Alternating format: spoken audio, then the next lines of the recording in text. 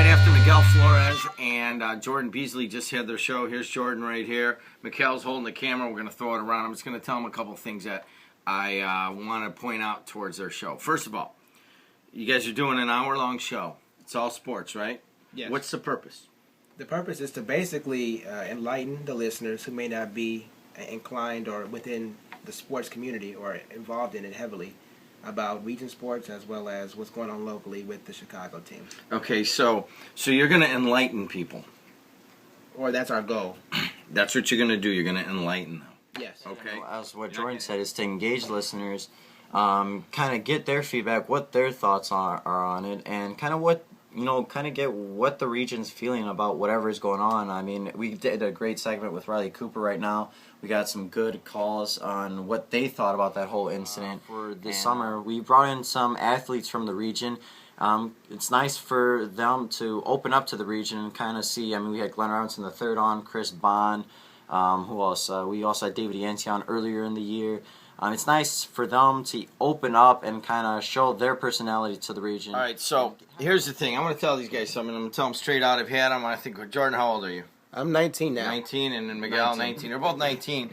Jordan's been with me like 4 years almost. Miguel with 3 years. So I can speak openly with them, and they're not gonna go home and cry. But I think a little bit what you guys are saying right now is bullshit, and you guys are not doing a talk show up to your potential. Okay? And I'm going to tell you that right up now, and you don't want me to tell you it any other way.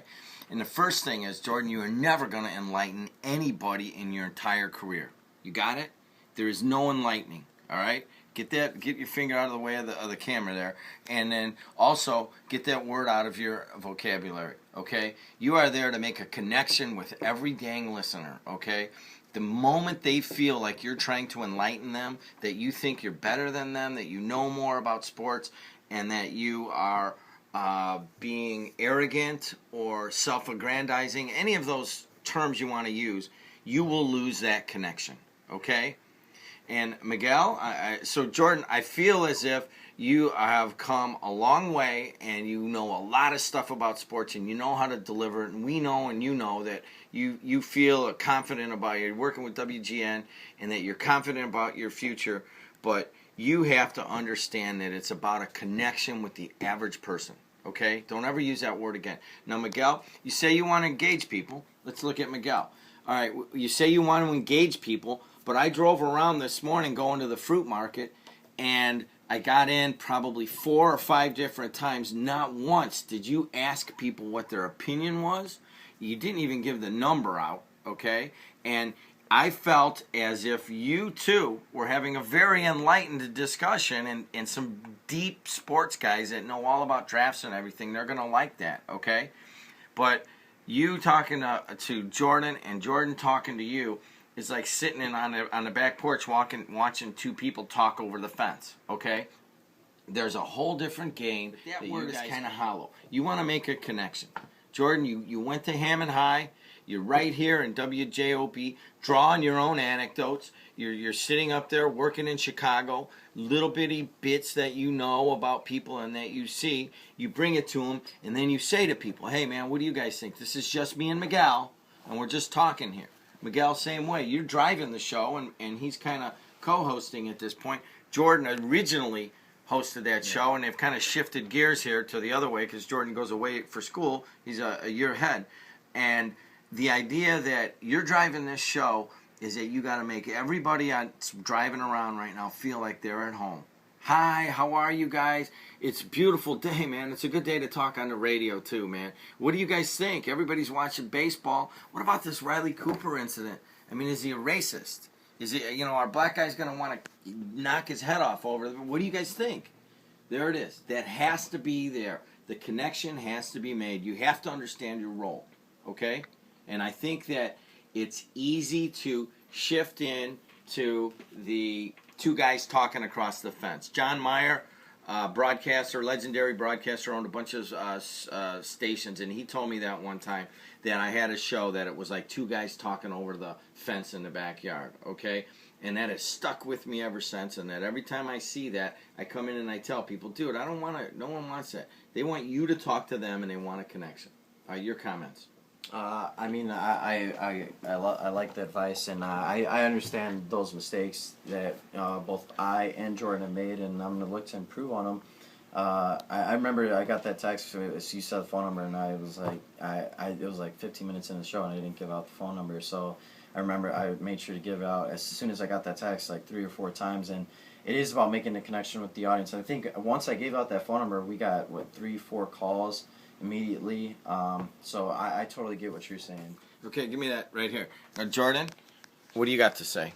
In terms of, I never thought of it that way. In terms of like enlightening people, I always thought that while you do want to make a connection and you do want to engage with your audience, you do want to be knowledgeable, but you got to do it in a way that you can do both at the same time. You can make that connection, but you can also give out, I guess, be knowledgeable about what you're talking about to help somebody else learn something. So I think it's just kind of like it's a balance where you got to make that connection, and for those that don't already know what you're talking about, kind of introduce what you're talking about and that topic to them. Is that the feeling? You're looking for the balance. You are correct. Here, hold this. You're looking for the balance. I'm going to talk to Jordan. All right. You're looking for that balance. Okay, one of the issues you have is that you're very talented with your delivery, and you're probably more knowledgeable than anyone who's going to call in.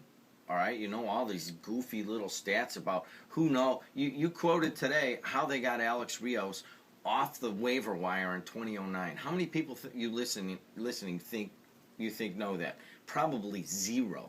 Okay, because you're a sports geek and you have this amazing amount of knowledge, and you have a way of delivering it, and you don't have to be warm guy like hey, I'm your good buddy or anything.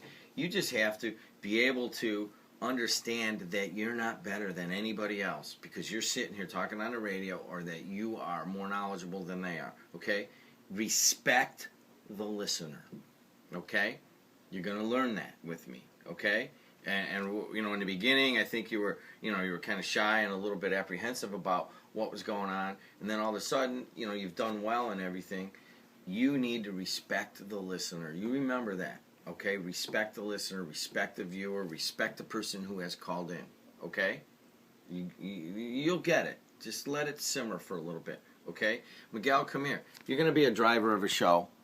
My suggestion, my opinion is that Miguel will be a driver as he goes on. Jordan can kind of sit in both spots, but your initial thing that you're going to do is you're going to drive shows. Okay, you can do that. You're likable. You have to drive it with more energy. If I ever hear you come on the air again, hold this. If I ever hear you come on the air again and say, well, guys, there's not much going on, that is the exact wrong thing to say. Okay. Do you understand me? Yeah. Because every time you come on, you are so excited to be there, and I'm happy to be here, and there's always something going on. Do you ever hear me get on in the morning and go, well, hey guys, it's really boring out there, so I'm going to give you a boring show.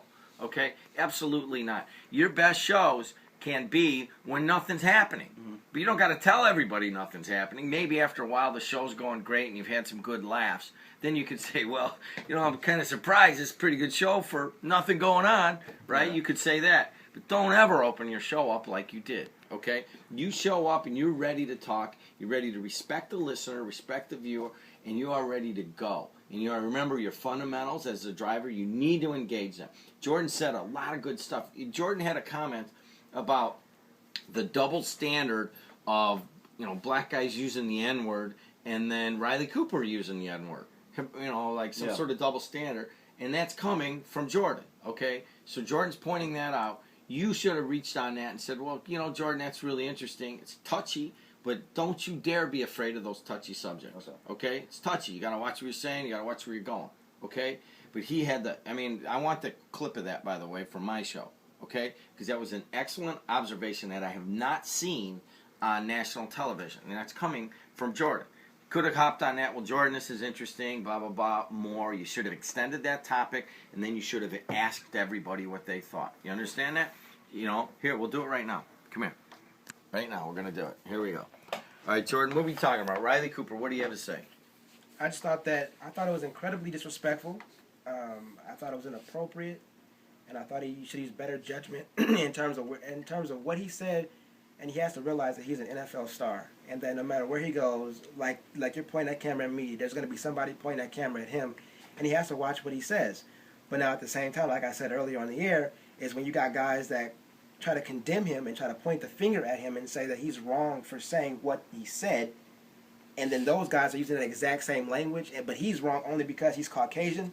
That's BS, and I think that that's wrong, and it's a double standard, and it's counterproductive. If you want that word banned, if you don't want anybody, if you don't want him using the word, then don't you use the word, so that way nobody uses the word. Okay, right now we have gotten to a point that is a crux of a very touchy subject, and anybody driving around, black guys, Mexican guys, white people, whatever it is Asians listening, everybody understands that racial tensions exist everywhere, okay? Well, now they're in the NFL. What you need to do, Miguel, is you need to extend that topic one way or another. Okay? You can go in a zillion different ways, but the whole idea is to extend that topic right now. So, Jordan, do you think there are a lot of other African American guys that feel the same way that you're talking about? Honestly, I don't think that they realize it, because I have friends that use that word and that use that word a lot, and that's a part of their everyday conversation. But people are under the perception that it's okay for African Americans to use that word because we or our ancestors lived out and lived through that word, but it's not okay for a Caucasian or Hispanic person to use that word. That's wrong. It's wrong for everybody to use that word when you look at the history of it and you think about what people had to endure and how that word was used and the connotation that it was used in. Jordan, do you use the N-word? I have before, yes, and I'm not afraid to admit that I have used that word before, but now if I'm using that word, it is to illustrate a point. It's not a part of my everyday conversation now. How do you feel when your other African American buddies are using that word? You can't tell anybody what to say and what to come out of their mouth, so I've learned to accept it. I don't like when people refer to me using that word. I prefer to be called an African American male. I don't want to be called different things. Don't call me thug. Don't call me the N-word. Don't call me any of that. You either call me by my name, a nickname, or I'm an African American male. All right, hand the camera over to Jordan and put it on Miguel. Okay, Miguel, here's the deal. I extended the topic, right? Okay? He had a very good point, and he brought it up, and, it's just like always, Jordan's insightful, as you well know, okay? And he knows all of the different topics. So you got him there, you pushed him to the point where we have this issue of, black guys using the N-word. Now the white guy uses the N-word, and his career may be done, okay? Yeah. Now you have Jordan kind of saying, there's a double standard. Now we've brought it to the point. He said it, you hooked on it, maybe write a note down. Mm-hmm. You say, all right, boom, this one, you've extended it, you got it out. Then you got to come in for the kill. Here we go. Well, what do you think, guys? Jordan has brought this up, this double standard. Black guys using the N-word, white guy uses the N-word, and then his whole career is down the tubes. What do you think? 219-845-1100. That's your kill. Okay? Boom, extend, kill. All right. Got it? Yeah, got it. I want your comment on that. I totally get what you're saying, because that is a very controversial issue, and there's opinions both ways, and we got those opinions both ways on when two callers called in. One was extremely irate and thought that he should be booed in every single stadium that he steps in, and then another caller didn't feel the same. So there's varying opinions, and I get how when something like that is said from Jordan, you need to locate the listeners and let them know, hey, what do you want? What is your thoughts on that topic? What is your thoughts on how do you feel about it? And that's when you engage and connect with them, see what they think. Extend and kill. Remember, you're coming in for the kill like that. All right, drive the show. I want more energy from you, and I don't want you ever to walk in and tell us that nothing's going on, because there's plenty going on right now. There's plenty of high school football. Jordan, you know better than anybody else. You got it? That's your message. All right, guys, AM 1230, WJOB.